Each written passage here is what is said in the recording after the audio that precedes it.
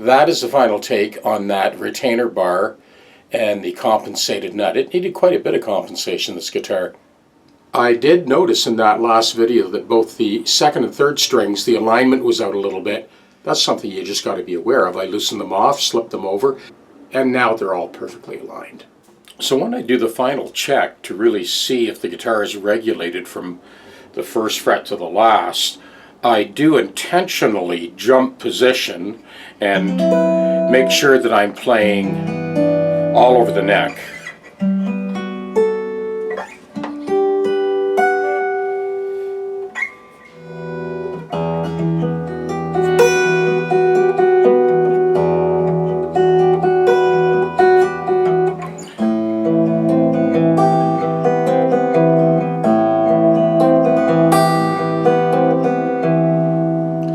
I've always felt that those real close intervals, like major and minor nines, or if I play a 10th here, then I add this note on top.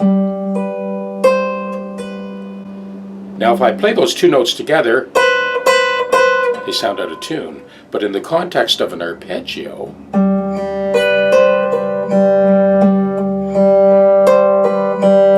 that tension becomes a beautiful thing.